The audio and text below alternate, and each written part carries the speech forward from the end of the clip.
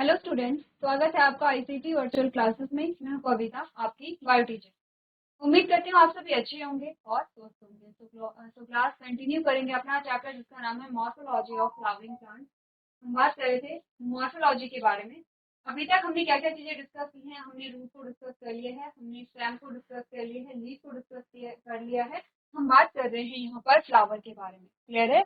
तो previous lecture में हमने जो फ्लावर के बारे में पढ़ा था, हमने बात की थी फ्लावर का बेसिक सा स्ट्रक्चर जो हमारे पास आता है। सबसे पहले तो हमने बात की इनफ्लोरेसेंस की, यानी कि फ्लावर की जो अरेंजमेंट होती है, जिसमें फ्लोरल एक्सिस पे जो अरेंजमेंट होती है वो दो प्रकार की होती है, रेसिमोस और साइमोस टाइप की। आपको ध्यान रखना है कि यहाँ पर जो लिमिटेड ग्रोथ है वो किसमें पाई जा रही है, ठीक है, और कंटिन्यूस ग्रोथ किसमें पाई जा रही है, आपको ध्यान रखना है। इसी के साथ आपको एग्जाम्पल भी यहाँ पर याद रखने हैं। फ्लावर के बारे में हमने बात की थी। यहाँ पर फ्लावर के मेनली चार पार्ट्स होते हैं, जिसमें अगर हम रिप्रोडक्टिव पार्ट की बात करें तो दो पार्ट्स होते हैं। इसके अलावा आपने कहा कि यहाँ पर क्या होती है, एक्सेसरीज होती है। ठीक है, क्लियर है? चलिए, तो हमने अभी तक फ्लावर के बारे में जो पार्ट्स पढ़े हैं वो कौन कौन से हैं? कैलेक्स है, कोरोला है, एंड्रोशियम है एंड गाइनोशियम है।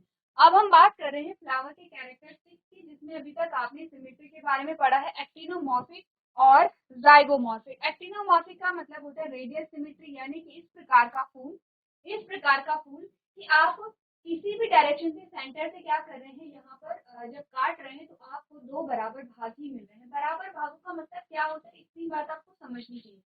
बराबर भाग का मतलब होता है जैसे कि आपने किसी चीज को या किसी फूल को दो भागों में विभाजित किया है, आपके पास क्या आएंगे, दो पार्ट आएंगे।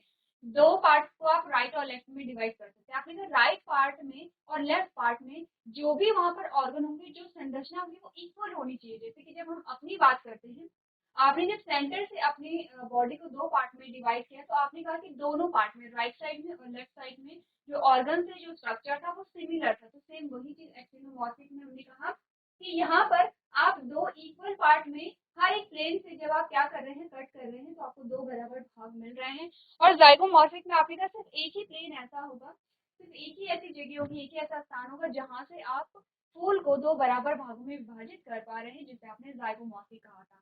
इंपॉर्टेंट हमने क्या कहा था, इसके एग्जाम्पल इंपॉर्टेंट हो जाते हैं, जैसे कि एक्टिनोमॉर्फिक एग्जाम्पल हमने कहा मस्टर्ड है, धतूरा है और चिली है। ठीक है, और जाइगोमॉर्फिक के एग्जाम्पल हमारे पास पी आया है, गुलमोहर आया है और केशर आया है।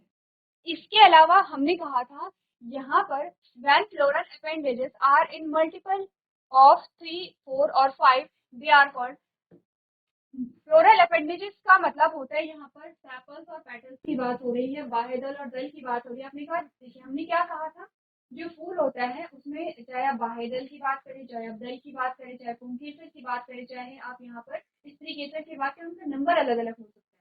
यहाँ पर सिर्फ हम बात कर रहे हैं किसकी, बाहेदल के बारे में और दल के बारे में। इनका नंबर क्या हो सकते हैं, अलग अलग हो सकता है। आपने देखा होगा अलग अलग फूलों को निकाले और उनमें पंखुड़ियों को गिने, किसी में आपको 3 पंखुड़ी मिलेगी, किसी में 4 मिलेगी, किसी में 5 मिलेगी, किसी में बहुत सारी भी आपको मिल जाती है। तो आपने कहा कि हम क्या कहते हैं, जिसमें 3 होगा, 3 आपको क्या मिल रही है, सेपल्स या पेटल्स मिल रही है, उसे ट्राइमेरस कह रहे हैं। ट्राई टेट्रा यानी कि 4, पेंटामेरस यानी कि 5। इस प्रकार से आप इसे क्या करते हैं, यहाँ पे लिखते हैं। आपने कहा flower with bracts are called bracteates and without it ebracteate. ठीक है, आपने कहा अगर ब्रैक्ट पाए जा रहे हैं तो ब्रैक्टिएट कहेंगे, उस फ्लावर को नहीं पाए जा रहे तो ई ब्रैक्टिएट यहाँ पर कहते हैं। ठीक है, चलिए, अब यहाँ पर आपने कहा हमने बात कर ली है किसकी, पार्ट्स ऑफ फ्लावर की हमने बात कर ली है। अब यहाँ पर आपके पास आती है, आपके पास अलग अलग प्रकार के फ्लावर आते हैं। वो किस बेसिस पे आते हैं, ओवरी की पोजीशन किस प्रकार से है, ओवरी कौन से पार्ट में होगा, ओवरी जो है वो कौन से पार्ट में होगा, आपने कहा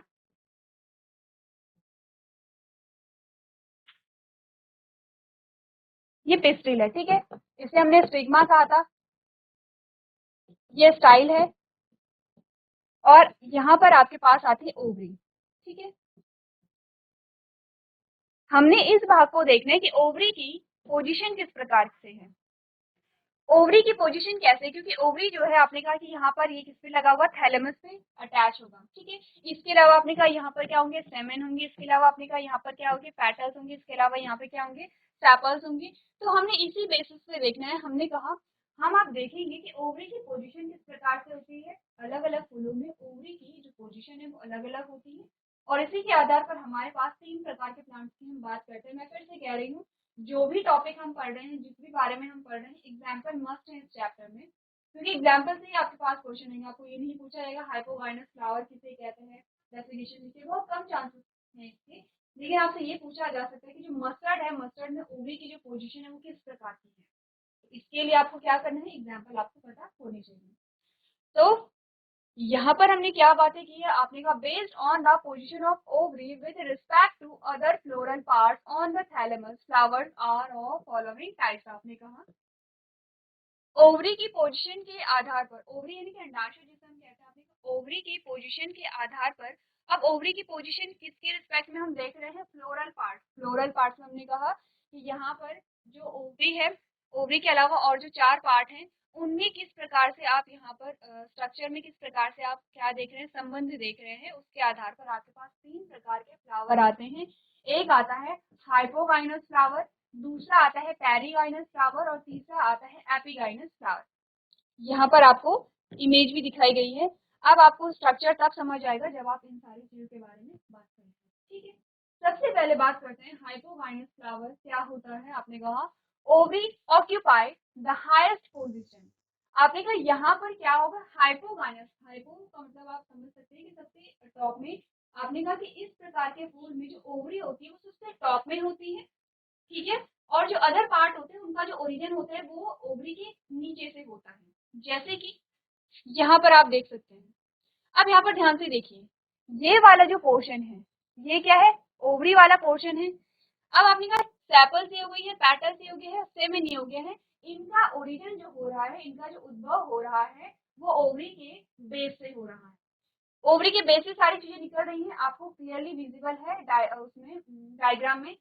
अब आपको इतना पता होना चाहिए कि ये जो सबसे नीचे जो लीफ लाइक स्ट्रक्चर है ये सेपल्स होगा, ये कलरफुल पेटल्स हैं और ये स्टेमेन है। अब देखिए ओरिजिन, देखिए सबका, जब आप ओरिजिन देखेंगे तो आप देखेंगे ओवरी के बेस से, ओवरी के आधार से ये निकल रहे हैं। तो हम कह सकते हैं कि ओवरी क्या है, टॉप में, इन सबसे ऊपर है ओवरी।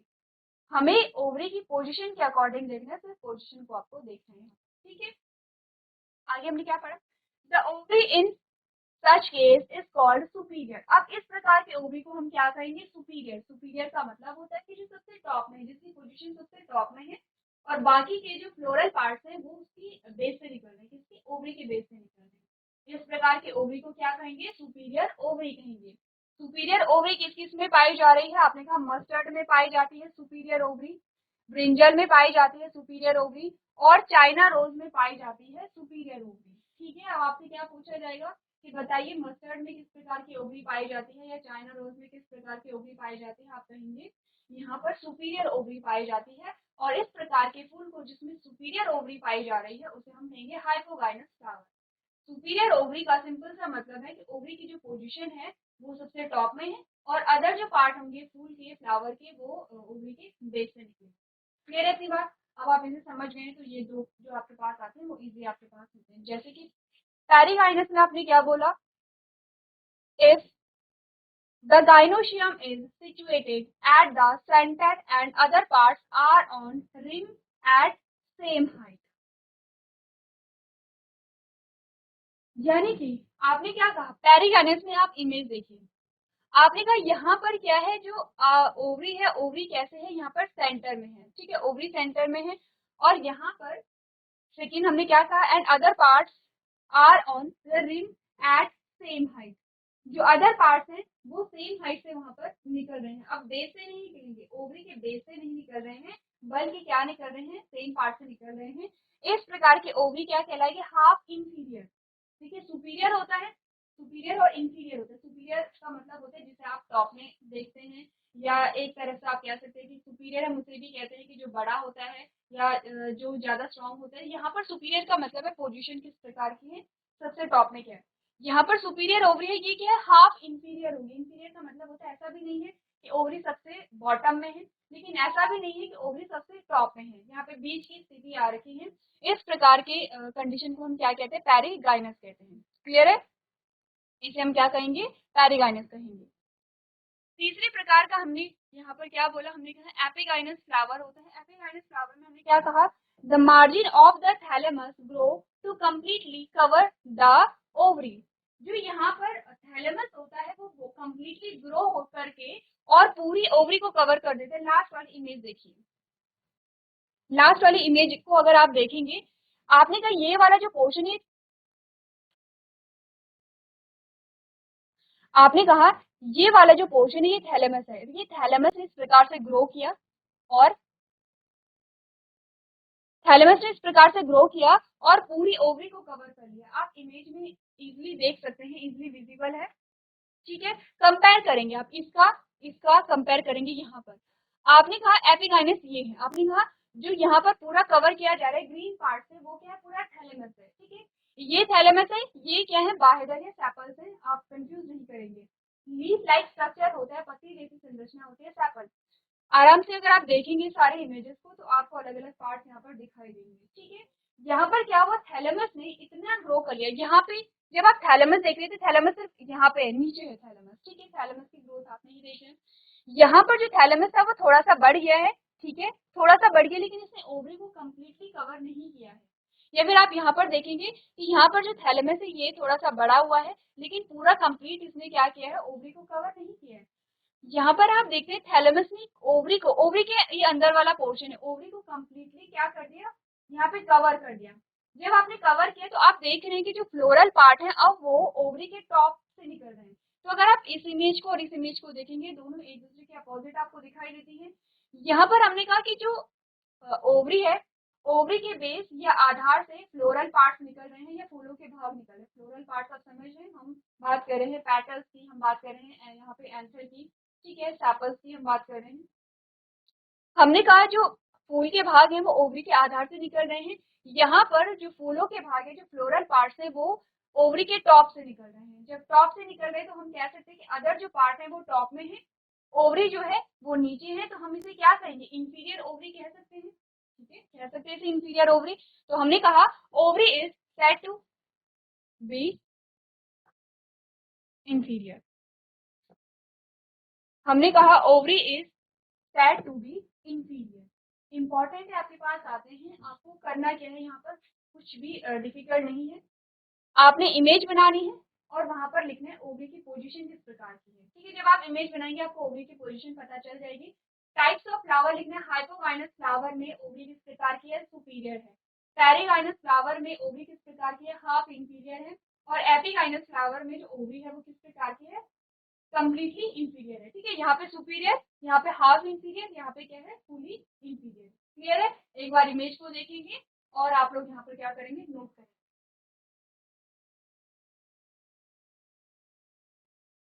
चलिए, ये तो हमने बात की है किसकी, ओवरी के बारे में। नेक्स्ट जो हमारे पास टॉपिक आता है, अब हम बात करेंगे कैलेक्स के बारे में। ठीक है, बात कर लेते हैं कैलेक्स के बारे में। कैलेक्स जो कि हमने कहा, अब एक एक करके हम यहाँ पर देखेंगे कैलेक्स की पोजीशन किस प्रकार से थी। ठीक है, कोरोला की पोजीशन किस प्रकार से थी। आपको यहाँ पर दो नए शब्द मिलेंगे जिसे आपने ध्यान से देखना है, क्योंकि ये शब्द आपके आगे भी आएंगे। एक है गैमोसेफलस और एक है पॉलीसेफलस। ठीक है, पॉलीसेफलस। चलिए, हमने कहा कैलेक्स ये है, calyx is the outer most wall of the flower. इतना हम समझते हैं कि जो कैलेक्स है वो सबसे क्या है, आउटर मोस्ट कवरिंग है, कवरिंग कहिए या फिर सबसे आउटर मोस्ट पार्ट कहिए, जिसे आप बाहेदल कहते हैं। ठीक है, सेपल जिसे आप कहते हैं। It's ma'am its members are called sepals. Members का मतलब क्या है, हमने मेंबर्स का मतलब क्या है, हमने कहा कि हम किसी फूल की बात जब करते हैं, ठीक है, यहाँ पर स्टेमन है, हम बात कर रहे हैं सिर्फ एक सेपल की, तो ये बाह्य दल है।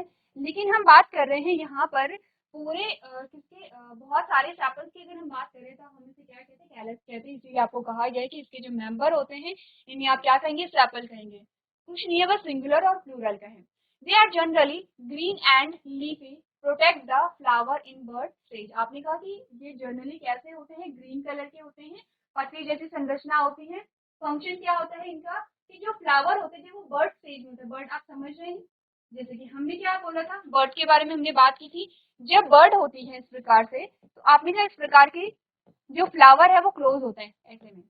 जब वो बर्ड स्टेज में होगा तब क्या करेगा, इसे यहाँ पर प्रोटेक्ट करता है, यानी कि सेफ्टी प्रोवाइड कराता है।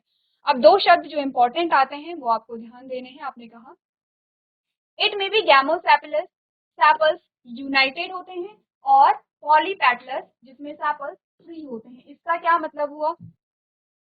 इसका मतलब ये हुआ, आपने कहा ये तो है थैलेमस, ठीक है, ये थैलेमस है। हमने कहा कि इसमें अगर सेपल्स, जब फ्लावर की हम बात करते हैं पूरे वर्ल्स में, हमने क्या कहा था, फ्लावर में क्या आते हैं, 4 वर्ल्स होते हैं, यानी कि जो फ्लावर के पार्ट्स है वो रिंग के रूप में यहाँ पर क्या होते हैं, प्रेजेंट होता है। आपने कहा यहाँ पर अगर हम बात करें, ये क्या है, आपके पूरे सेपल्स हैं, ठीक है।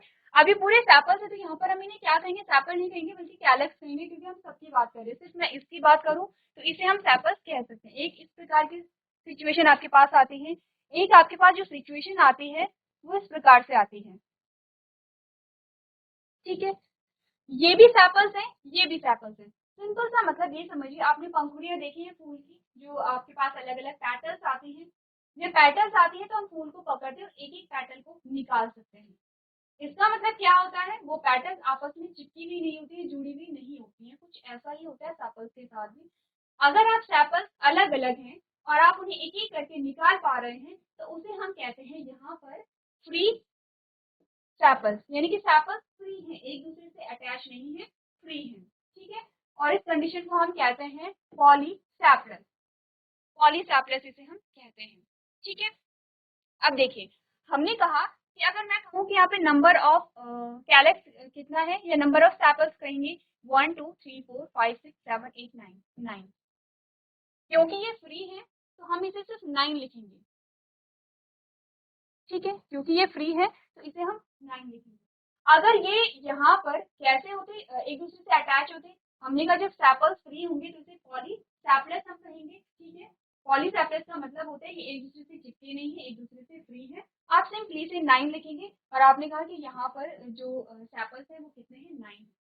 सेकेंड वर्ड हमारे पास आता है गैमोसेपलस। अब क्या होता है, जैसे कि सेकेंड इमेज में आपने क्या देखा, ये थैलेमस है, ये सेपल्स है, और ये जो सेपल्स है ये एक दूसरे से जुड़े हुए हैं, अटैच्ड है, ठीक है। हमने कहा कैसे हैं, सेपल्स यूनाइटेड है, यूनाइटेड का मतलब होता है एक दूसरे से जुड़े हुए हैं, और जब जुड़े होते हैं तो इसे गैमोसेपलस कहते हैं। सेम चीज आप पैटर्न में भी पढ़ेंगे, गैमोपेटलस और पॉलीपेटलस, ठीक है। तो यहाँ पर समझ लीजिए, आप वहाँ पर खुद ब खुद समझ जाएंगे।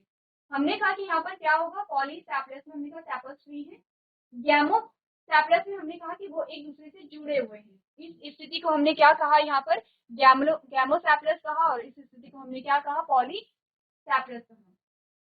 गैमोसेपलस और पॉलीसेपलस, ठीक है, आपको ये ध्यान देना। अब हमने कहा कि अगर मैं फॉर एग्जांपल मान लेते हैं कि यहाँ पर क्या है, जो आपके सेपल्स है उनका नंबर भी 9 है, लेकिन ये यूनाइटेड है, तो आप इस प्रकार से इसे कैसे लिखते हैं, कोष्ठक में लिखते हैं, क्योंकि कैसे है ये फ्यूज, कैसे है ये यूनाइटेड है, फ्यूज नहीं है, ठीक है। क्लियर है? यहाँ तक की बात अगर क्लियर हो चुकी है तो हम आगे बढ़ेंगे। अगर आपको कोई डाउट है, यहाँ तक आपको समझ नहीं आया पॉलीसेपलस में क्या हो रहा है और गैमोसेपलस में क्या हो रहा है, तो आप लोग यहाँ पर पूछ सकते हैं, ठीक है। क्लियर है? आगे बढ़े। तो ये हमने बात की किसके बारे में, कैलक्स के बारे में। चलिए अब यहाँ पर बात कर लेते हैं थोड़ा कोरोला के बारे में, ठीक है। सेम वही चीज आप कोरोला में भी पढ़ते हैं। कोरोला समझ रहे हैं? हमने कहा कोरोला का मतलब क्या होता है, पेटल्स, पेटल्स का मतलब होता है पंखुड़ियां। पंखुड़ियां क्या होती है, फूलों के जो रंग बिरंगे भाग होते हैं, जो कि जिससे हमें पता है, आप कहते हैं कि ये लाल रंग का फूल है। जैसे मैं आपसे कहूँ कि ये किस रंग के आपको फूल दिखाई दे रहे हैं, आप कहेंगे कुछ आपको ऑरेंज, येलो ऑरेंज का कॉम्बिनेशन आपको दिखाई दे रहा है। मैं कहती हूँ कि जो रोज है, रोज का कलर पिंक है या रोज का कलर रेड है। आपको कैसे पता चलता है, जो रेड कलर आपको दिख रहा है या जो पिंक कलर आपको दिख रहा है वही होती है पंखुड़ियां, या उन्हीं को हम क्या कहते हैं, पेटल्स कहते हैं।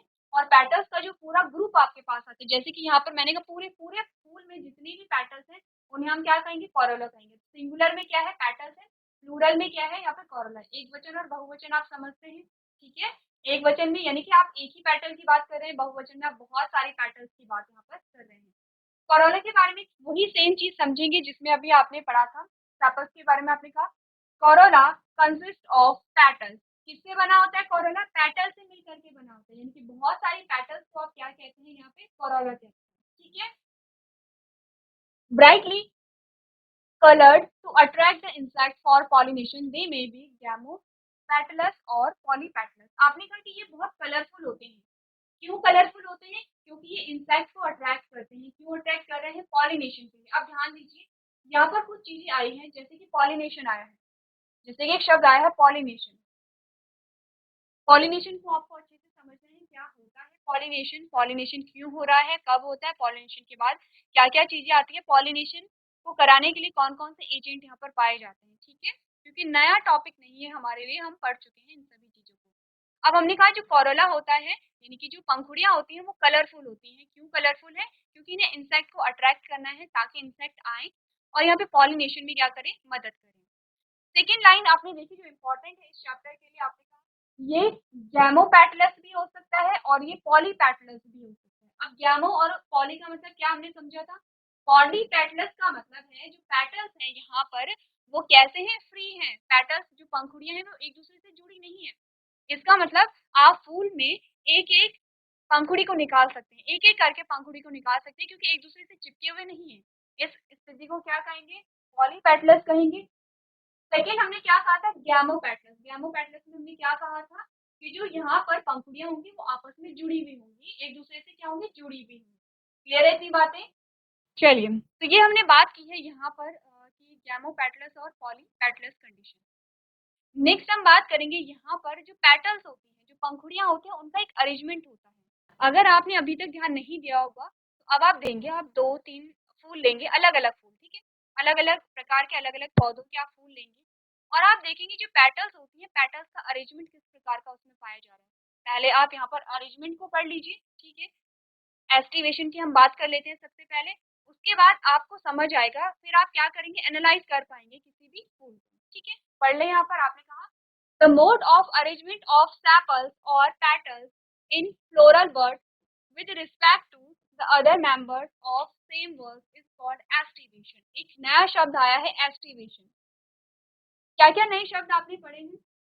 एक्रोपेटल होता है, ठीक है, एक्रोपेटल आपने पढ़ा था, इनफ्लोरेसेंस आपने पढ़ा था, एस्टिवेशन आपके पास यहाँ पर आ रहा है। ठीक है, तो हमने क्या बोला यहाँ पर, आपके पास ये जो पारिभाषिक शब्द आ रहे हैं आपको उनका ध्यान रखना है। एस्टिवेशन का क्या मतलब होता है? अरेंजमेंट ऑफ, जैसे कि हमने क्या बोला था, फूलों की अरेंजमेंट की जब आपने बात की थी, इन्फ्लोरेसेंस आपने कहा था, ठीक है, आपने लीफ के अरेंजमेंट को देखा था तो आपने कहा था कि वहाँ पर एक्रोपेटल जो कंडीशन आपको देखने को मिल रही है। ठीक है, तो इसी प्रकार से हमने क्या कहा, एस्टिवेशन में आप किसका अरेंजमेंट देख रहे हैं, बाह्यदल और दल का, यानी कि आप बात कर रहे हैं सेपल्स और पेटल्स की बात कर रहे हैं। ठीक है, कि किस प्रकार का अरेंजमेंट उनका पाया जाता है, उसे आप क्या कहेंगे, एस्टिवेशन कहेंगे। अब आपके पास अलग अलग प्रकार के एक्टिवेशन आते हैं, जिसमें कौन कौन से आते हैं, वेलवेट आता है, ट्विस्टेड आता है, इम्ब्रिकेट आता है और वैक्सिलरी आता है। यहाँ पर ध्यान दीजिए, यहाँ पर आपको ध्यान देना है, पहले इसे समझिए फिर आप यहाँ पर खुद ब खुद समझ जाएंगे।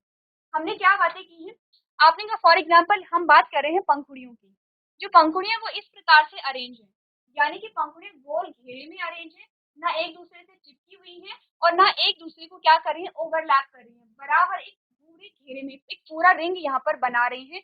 इस प्रकार का एस्टिवेशन जो होगा ये क्या कहलाता है, वेलवेट कहलाता है। अब ऐसा कौन सा फ्लावर होगा, आपको करना क्या है, आपको आसपास देखने हैं कि इस प्रकार का अरेंजमेंट किस प्रकार के फ्लावर में, किस प्रकार के फूल में हमें देखने को मिलता है, क्या कहते हैं इसे, वेलवेट टाइप का कहते हैं। ठीक है, इस प्रकार का जो एस्टिवेशन है हम क्या कह रहे हैं, वेलवेट कह रहे हैं। यहाँ पे जो पंखुड़ियां हो रही हैं, आप ये जो आपकी पंखुड़ियां हैं ये आपके क्या है, सैपल्स हैं, ठीक है, यानी कि बाह्यदल है।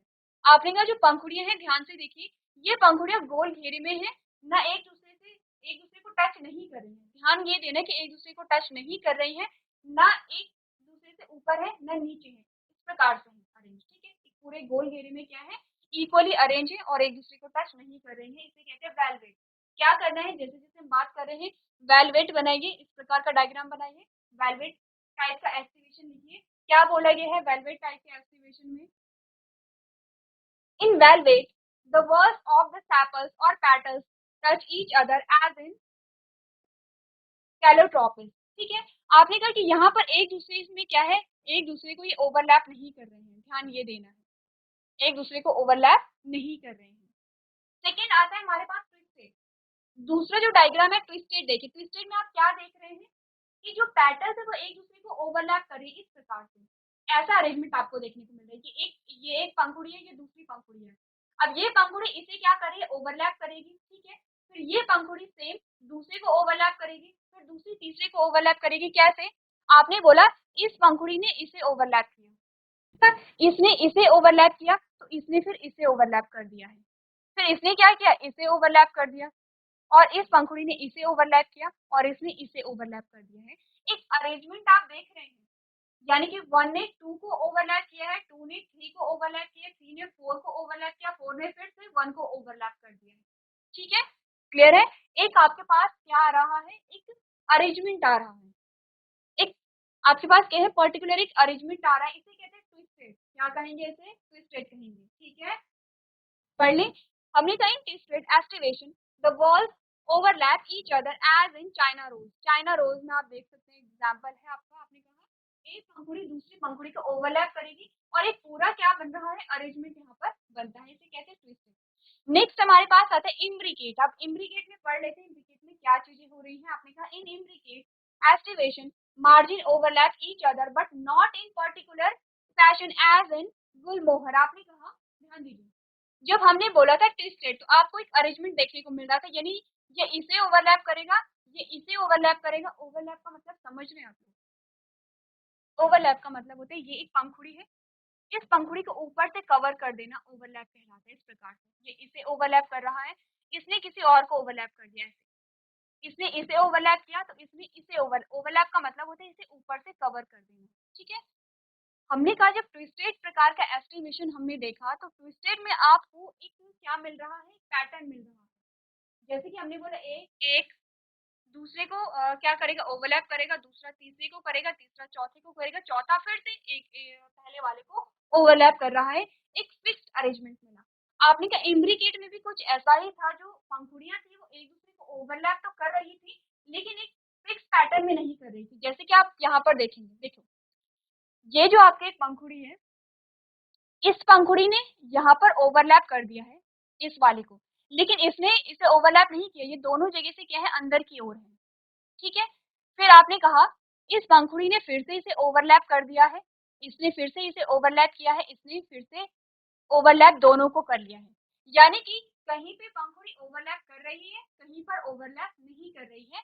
ट्विस्टेड और इम्ब्रिकेट में डिफरेंस इतना है कि यहाँ पर एक पैटर्न मिलेगा कि हर एक पंखुड़ी दूसरी पंखुड़ी को ओवरलैप कर रही होगी। यहाँ पर हमने कहा कि पंखुड़ियां ओवरलैप तो कर रही हैं लेकिन एक निश्चित जो पैटर्न वहां पर बन रहा था वो नहीं बन रहा है। जैसे कि आप इमेज में इजिली देख सकते हैं, अगर आपको इमेज में कंफ्यूजन है तो आप लोग पूछ सकते हैं कि ये वाले तीसरी प्रकार की आपको देखनी है। इन दोनों में डिफरेंस आपको देखना है।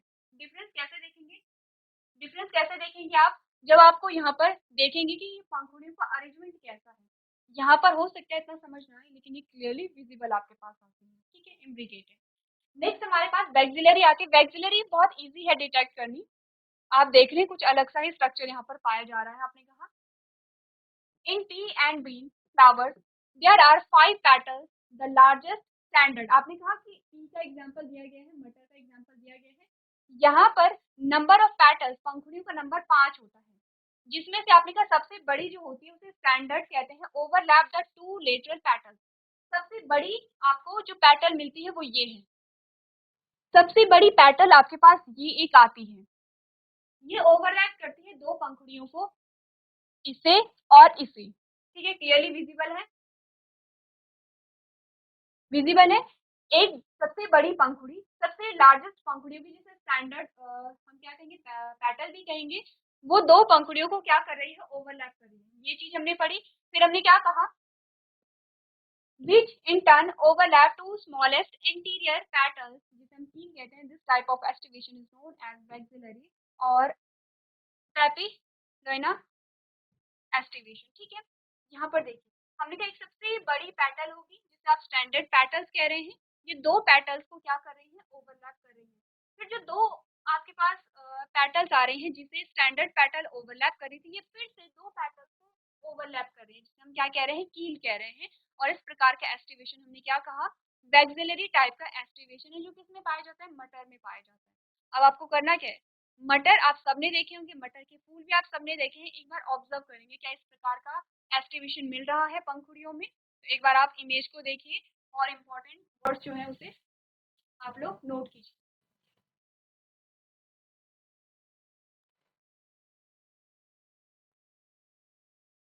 चलिए, सो क्लास आज हमने बात की है यहाँ पर जो पेटल्स और सेपल्स हैं उनके अरेंजमेंट की हमने बात की है। जो जो चीज़ें हम डिस्कस कर रहे हैं वो चीज़ें आप नोट करते रहेंगे। एग्जाम्पल इंपॉर्टेंट है जिन्हें आप अपनी कॉपी में नोट करते रहेंगे। तो आज के सेशन में हम इतना ही करेंगे। अभी तक क्लास में बने रहने के लिए आपका धन्यवाद।